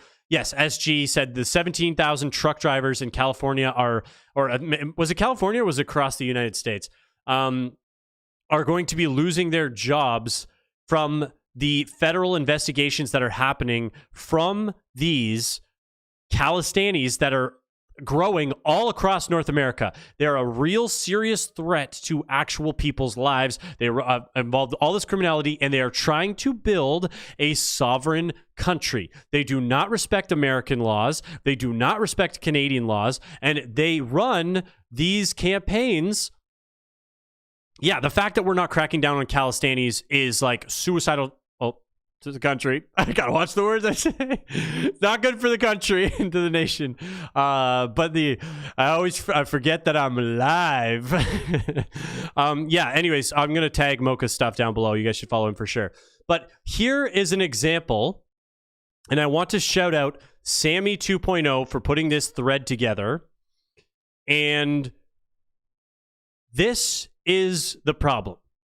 This is why the whole assimilation argument does not exist. Oh, we bring over the good immigrants, and they're going to assimilate, and they're going to become just as American as us. They're going to be just as Canadian as us. No, they're not. They are going to build a foreign nation inside of our nations. They brag about it. They put out ads in their own languages. They have videos out there that is just about supporting their own community. So we're going to get into this. This is 1 hour north of Toronto. this whole ad right here that we're going to watch is in another language because that's all they have to market to, because there's enough people where they can create their own alternate societies inside of Canada. Here we go. Key Labia, what did I find here? Balle Balle Farm. It's a Punjabi farm which I found here. Lo ji, Balle Balle Heritage Farm. Balle Balle. Balle Balle.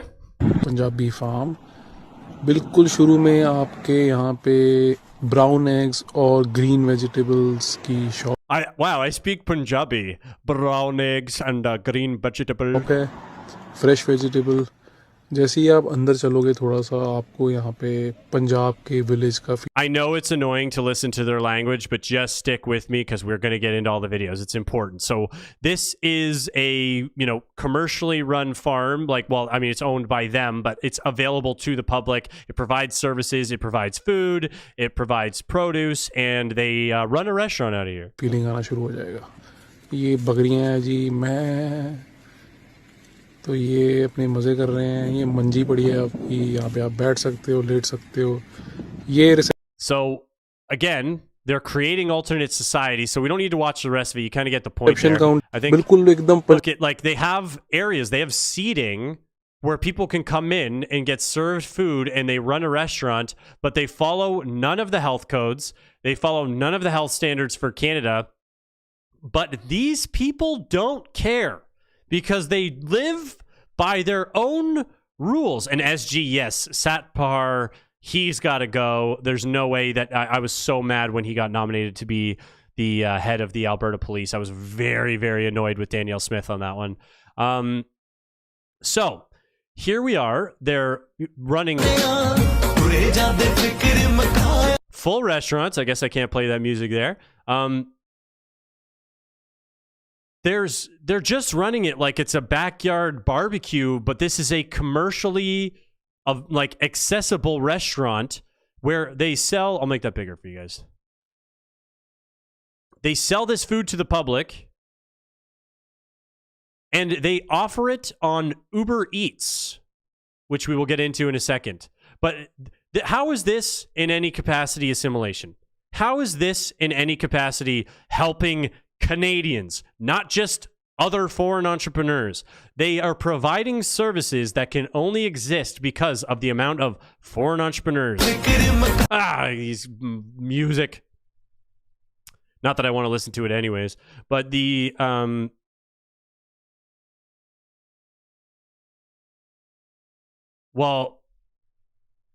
here we go. Yeah, so there you go.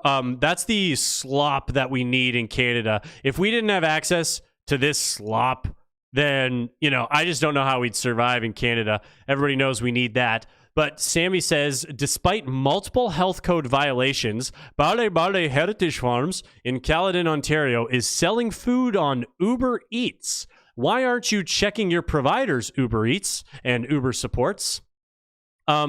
Yes, and Rob just made a great point in the chat.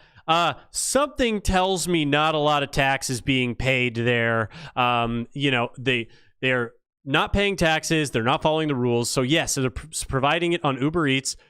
And this is how they prepare their food. They're clearly violating Canada health regulations and proudly posting it online. So here we go. They've got their food outside in the dirt being prepared by hand. Once again, I mean, I'm not eating it. I was never going to eat it to begin with. But this is how they find this acceptable. This is why I stopped. If I go into a restaurant and it's, fast food, it's whatever, and it's just foreign entrepreneurs working, I don't eat there anymore. You just cannot. What they assume is an acceptable health standard, which is why I think the irony of the H-1B and how they're specialized and we need them to come over is they come over lower skilled than the most, entry-level high school student ever. Because it's worse. They come in with all of these habits, with all of these techniques. And it's like, okay. Yeah, let's just prepare that outside. And just as an FYI, because some people will be like, well, it's just a little dirt, just a little elbow grease put into the food. These are the multiple health code violations found by Peel Region's Public Health Department on in March 2025 at Bale Bale Farms. Read the details reported by InSaga. They need to do other inspections and make sure that they are not breaking all of the health code violations, which they've been doing, but luckily we need them.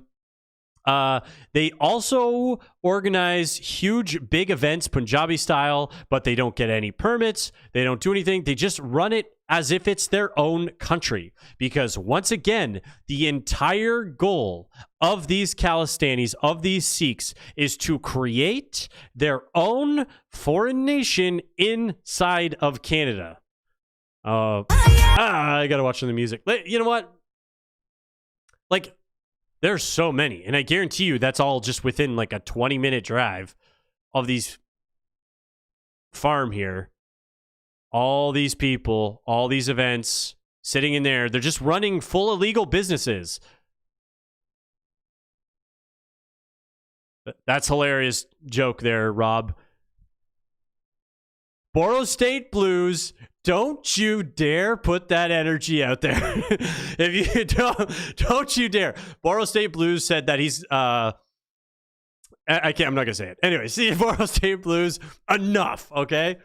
I'm gonna find a nice, Canadian or American woman, and we're gonna have lots of kids, we're gonna have a family. Don't you dare put that energy out there. But Rob Cooper made a funny joke. He said H1N1 disguised as H1B, which is very funny. So yeah, anyways, this was the sort of end of where this all culminates to, because when it all boils down to this idea that we need the H1Bs, we need the temporary foreign workers, and that this should not be defended. I think we kind of showed here that there are a lot of things to be mindful of. One, almost all of these immigration pathways are scam. We can't, it's breaking down the social cohesion. We are seeing that it's obviously being abused. 7-Eleven cashiers, H1B. You cannot trust everybody who considers themselves to be conservatives or right-wing, including these people who put their community first over the local communities, over the national communities, because then you end up with problems and conflicting interests, and then you end up with full separate countries being built inside of Canada and the US. So yeah, guys, what do you think? What's the feedback on that? What did you think about this style? I wanted to cover all of these things. There was no way I was fitting all of that into a 22-minute video. But what you could do is now, if anybody's like, hey, I feel like the H1Bs are a good idea. Hey, I feel like the foreign entrepreneurs are just here to help. I feel like, we actually really need them, because without them, we wouldn't have Bale Bale Farms. Show them this stream. Show them this video. What do you guys think?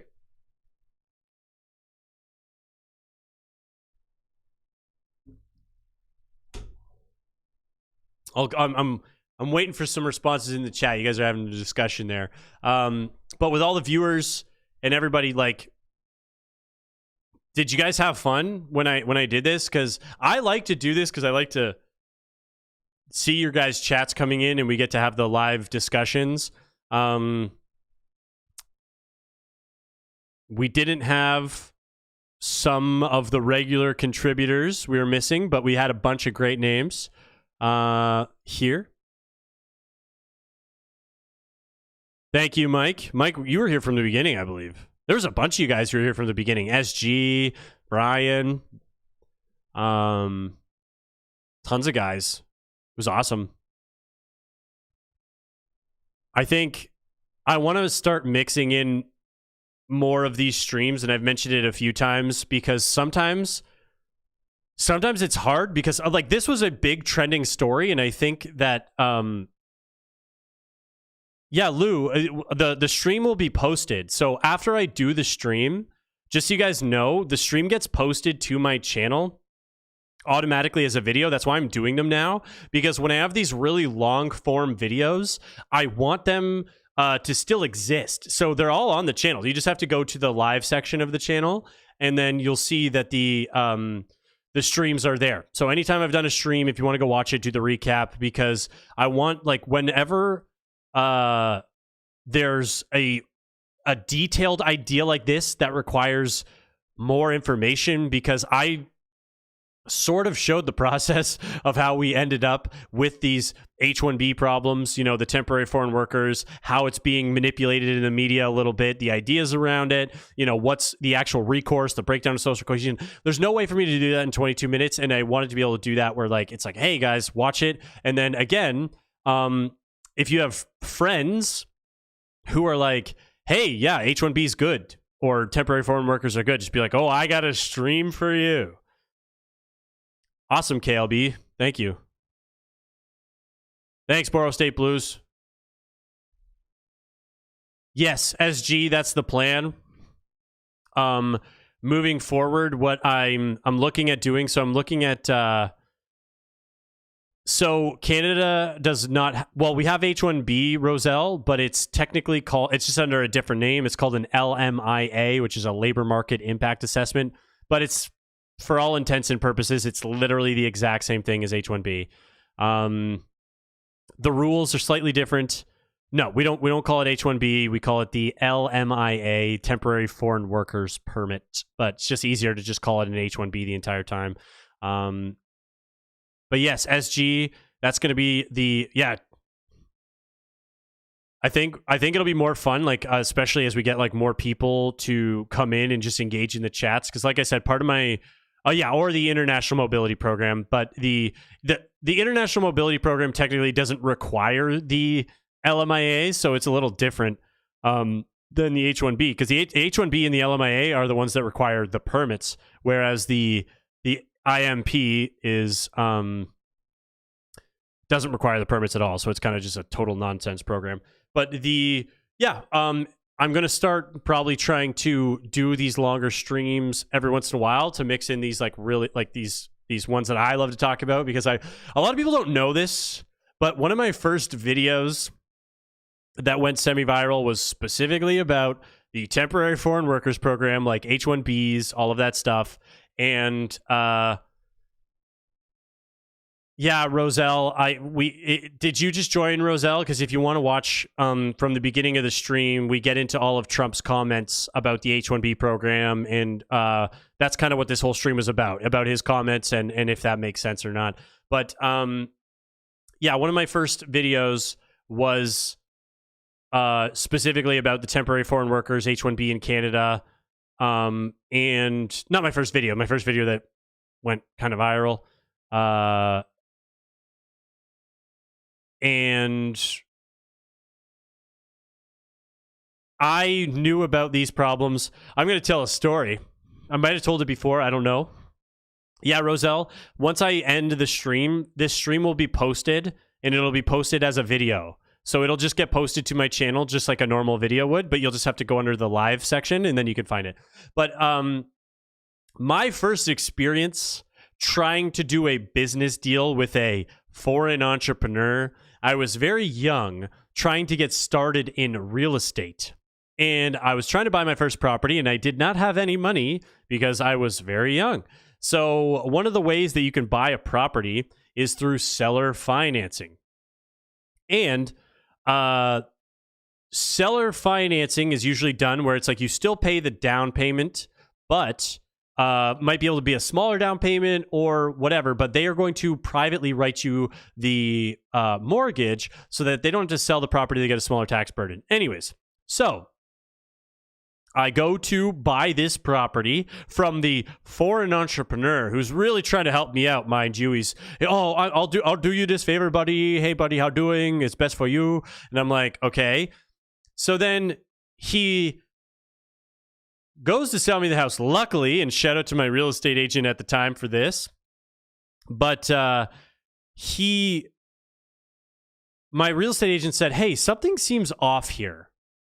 So he Googles the guy we're trying to buy the house from, and that guy was on trial at the exact time that he was selling me the house.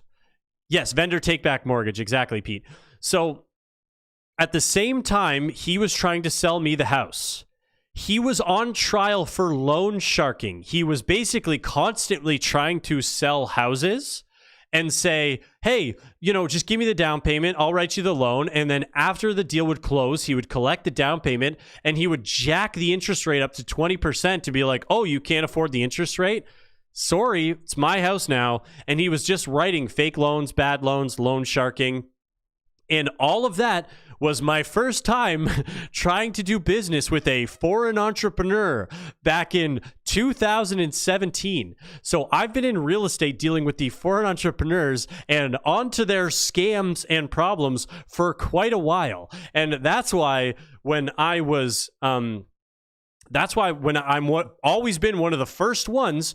So to call them out by name, they're out of all of the creators and the people who kind of cover all of these things in Canada, nobody was willing to call out India specifically up until recently. Now it's become like everybody talks about it. But over 2 years ago, I was talking about it on the channel saying, hey guys, this is a real problem. And I'm glad people are finally calling it out by name. And I'm glad that we can recognize that this is a problem and it needs to be stopped.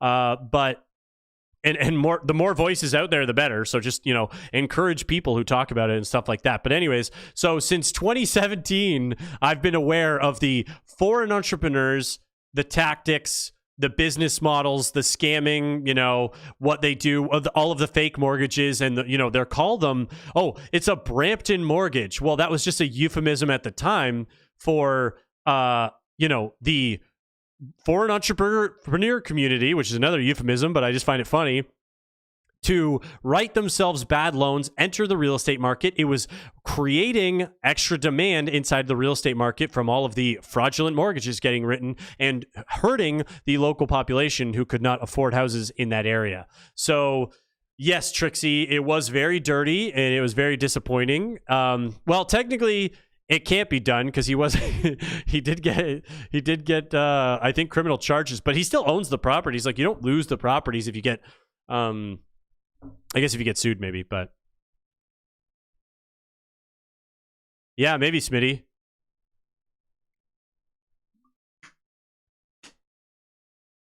Bram Ladesh. Yeah, it's time to clean up Canada, Neko.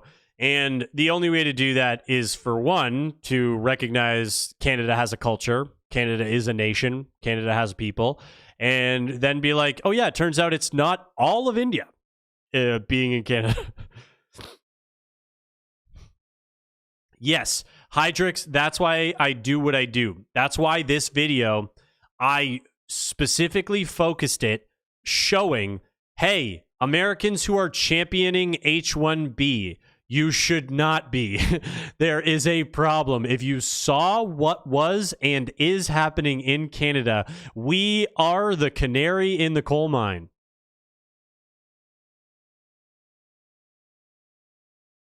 Oh, awesome, Pete. That's a great way to buy your house in a local community if you trust the person. Yeah, Brian. I mean, contrary to popular belief, we're not. Yes, our coverage is almost never on their news, and their news is on all of our coverage. Oh, just wait until you guys see some of the CBC nonsense that we have to cover, because the CBC put out one of the worst pieces of propaganda that showed how unbelievably biased they are, how they are controlled, how they are a mouthpiece of the Liberal government, how they literally brainwash Canadians with full indoctrination. Having this example in real time was so crazy. I'm probably going to go over it tomorrow. It has to do, they ran a full hit piece on Trump for his $2,000 tariff, what was it? What's the word I'm looking for? Rebate, which I don't think is a good idea. But and they ran cover for it saying, oh, well, that if you bring extra money through those government rebates into the economy, that's inflationary and it hurts the local population. When they ran cover for years on all of Canada's inflationary spending. They called Pierre, all these bad names because, he doesn't even understand the economy. He makes up all these numbers. And then they said the exact same thing that Pierre said and said it was a good idea. So there you go.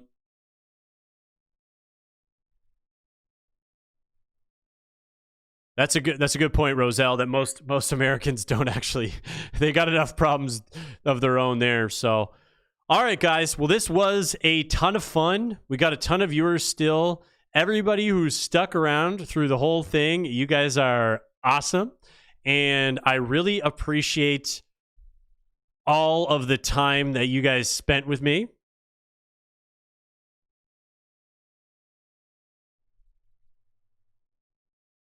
Wow, David, you were living in Brampton. That's the worst. Yes, deport the illegals.